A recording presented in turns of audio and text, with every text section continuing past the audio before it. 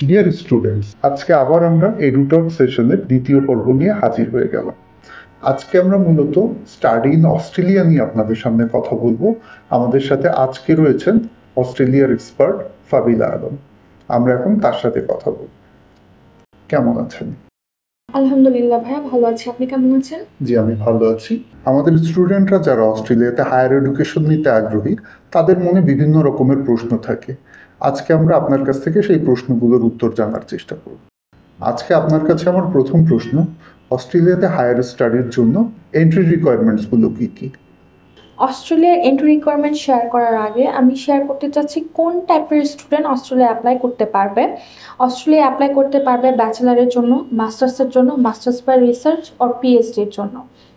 আর entry রিকোয়ারমেন্টটা আমি বলতে চাচ্ছি আন্ডারগ্রেড এবং পোস্ট গ্রেডের জন্য। আন্ডারগ্রেডের এন্ট্রি রিকোয়ারমেন্ট ডিপেন্ড করে university two university, but mostly depend করে সিজিপিএ 4।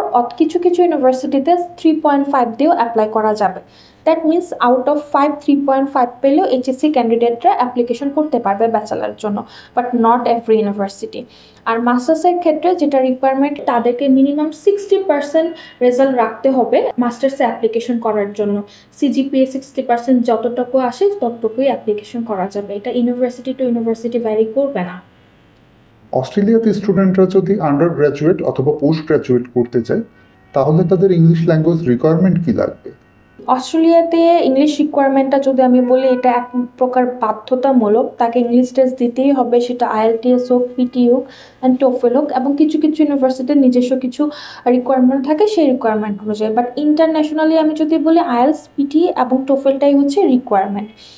আইএলসে রাখতে হবে আন্ডারগ্রেডের জন্য, সেটা হচ্ছে 6 no less than 6, and post গ্রাজুয়েশনের জন্য 6.5 নো লেস দেন 6। বাট এটা কিছু কিছু ক্ষেত্রে ভ্যারি করে সাবজেক্ট টু সাবজেক্টের ক্ষেত্রে। লাইক ইঞ্জিনিয়ারিংয়ের জন্য আদার্স রিকোয়ারমেন্ট, নার্সিং বা মেডিকেল ব্যাকগ্রাউন্ড যারা, তাদের জন্য হচ্ছে আলাদা রিকোয়ারমেন্ট। সো ইংলিশ রিকোয়ারমেন্টটা সেক্ষেত্রেও কিছুটা ভ্যারি করে, সেটা অ্যাপ্লিকেশন করার সময় এক্সাক্টটা বলা যেতে পারে।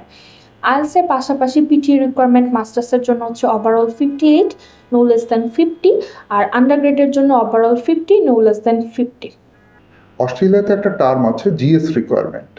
এই জিএস রিকোয়ারমেন্ট নিয়ে যদি আমাদেরকে একটু বিস্তারিত বলতেন। জিএস রিকোয়ারমেন্টের ফুল ফর্ম হচ্ছে জেনুইন স্টুডেন্ট। অস্ট্রেলিয়ান ইউনিভার্সিটি আর গভর্নমেন্ট থেকে একটা টার্ম ইউজ করা হয় যে স্টুডেন্টটা যে অ্যাপ্লিকেশন করছে সে অ্যাকচুয়ালি জেনুইন কিনা। আর এটা mandatory, before got you full offer letter এই রিকোয়ারমেন্টটা ফিল আপ করতে হবে। জিএস রিকোয়ারমেন্টে বেসিক্যালি 4টা কোয়েশ্চেন্সের উপর তাকে বেস করা হয়। ফার্স্ট হচ্ছে কারেন্ট সার্কামটেন্সেস, যেখানে স্টুডেন্ট নিজের অ্যাবিলিটি, নিজের সম্পর্কে, নিজের ফ্যামিলি সম্পর্কে আইডিয়া দিবে। আরেকটা হচ্ছে কেন এই প্রোভাইডারকে চুজ করা হয়েছে, কেন এই কোর্সটা চুজ করা হয়েছে সেটা সম্পর্কে দিবে, তার ইন্টেনশনটা সে বুঝাবে। 3rd নাম্বার কোয়েশ্চেনটা যেটা আছে সেটা হচ্ছে যে এই কোর্সটা কমপ্লিট করার পর তার কেরিয়ার পার্সপেক্টিভ, অ্যাকচুয়ালি কি বেনিফিটেড হবে আফটার দ্যাট, সেটা সে বলবে নিজের মতো করে। আর লাস্ট যেটা অপশন দেয় সেটা হচ্ছে স্টুডেন্ট নিজের সম্পর্কে যদি কিছু বলতে চায়, যেটা প্রোভাইডার জানা উচিত বা সে বলতে চাচ্ছে, সেটা সে বলতে পারবে। এই টোটাল জিনিসটাই হচ্ছে জিএস রিকোয়ারমেন্ট।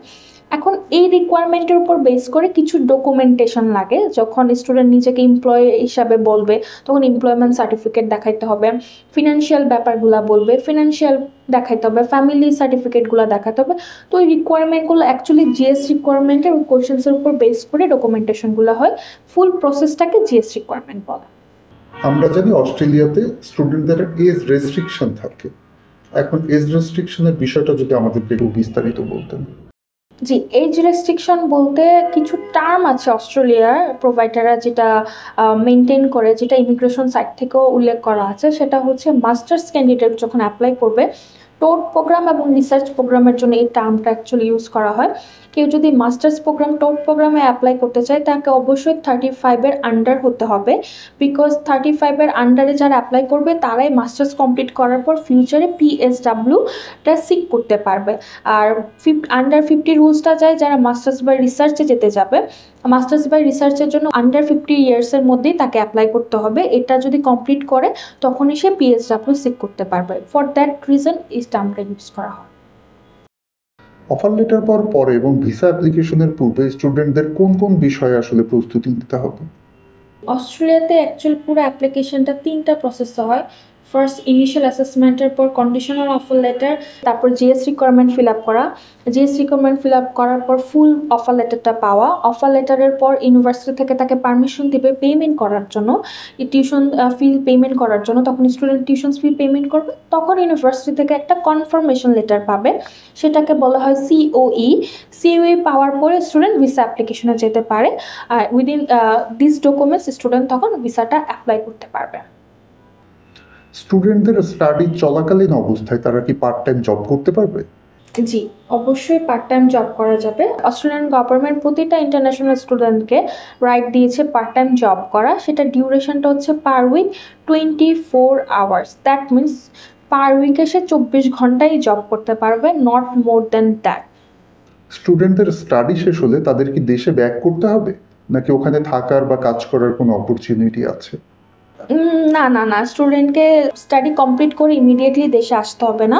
অস্ট্রেলিয়ান গভর্নমেন্ট ওইখানে পোস্ট স্টাডি ওয়ার্ক নামে একটা ভিসা অফার করে থাকে ইন্টারন্যাশনাল স্টুডেন্টদেরকে। সো স্টুডেন্ট যখন তার নির্দিষ্ট প্রোভাইডারের কাছে পড়াশোনা কমপ্লিট করবে, I mean sub class 500 complete করা অবস্থায় সে পোস্ট স্টাডি ওয়ার্কের জন্য অ্যাপ্লিকেশনটা করতে পারে। পোস্ট স্টাডি ওয়ার্কটা হচ্ছে ব্যাচেলার মাস্টার্সের উপর ডিপেন্ড করে ডিউরেশনটা দেয়। That means 2 years to up to 3 years 4 years পর্যন্ত স্টুডেন্ট পোস্ট স্টাডি ওয়ার্ক পেয়ে থাকে। জিএমসি স্টাডিজ অস্ট্রেলিয়াতে হায়ার স্টাডির পাশাপাশি নিউজিল্যান্ডে হায়ার স্টাডি নিয়েও কাজ করে। আমাদেরকে যদি একটু নিউজিল্যান্ডে হায়ার স্টাডি নিয়ে কিছু বলতেন।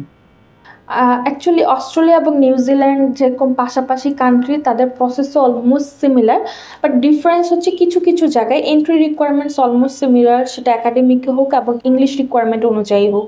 বাট ডিফারেন্স হচ্ছে অস্ট্রেলিয়াতে যেটা আমি বলেছিলাম এজ রেস্ট্রিকশন বলে একটা টার্ম আছে, যেটা নিউজিল্যান্ডে নাই। দ্যাট মিনস মাস্টার্স যে কোনো বয়সে সে অ্যাপ্লাই করতে পারবে উইথ গ্যাপ এক্সপ্লেনেশন, যদি তার স্টাডির পর কোনো গ্যাপ থাকে সেটা এক্সপ্লেনেশন সহ। আর অস্ট্রেলিয়াতে আমরা জানি যে 1 সেমিস্টার টিউশন ফি ভিসার আগে পেমেন্ট করেই যাওয়া যায়, বাট নিউজিল্যান্ডে হচ্ছে টিউশন ফিটা ভিসার পরে পেমেন্ট করা যায়, বাট ফুল টিউশন ফিটা পেমেন্ট করতে হবে। দ্যাট মিনস 1 বছরের ফুল টিউশন ফিটা তাকে পেমেন্ট করেই বাংলাদেশ থেকে সে যেতে পারবে। এআইপি কি, এটা যদি আমাদের সাথে একটু শেয়ার করতেন। জি, এআইপিটার ফুল ফর্ম হচ্ছে অ্যাপ্রুভাল ইন প্রিন্সিপাল। এটা অ্যাকচুয়ালি যেটা বলেছি, নিউজিল্যান্ডে ভিসা অ্যাপ্লিকেশনের পরেই স্টুডেন্ট টিউশনস ফিটা প্রোভাইড করতে পারে।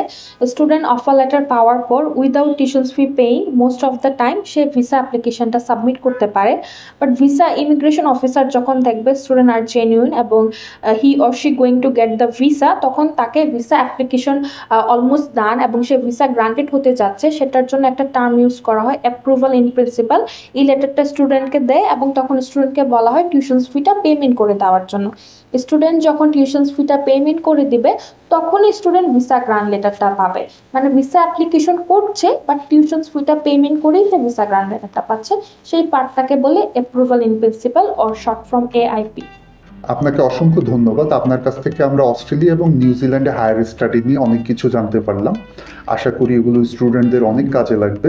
ভালো থাকবেন, আপনার সাথে আবার দেখা হবে।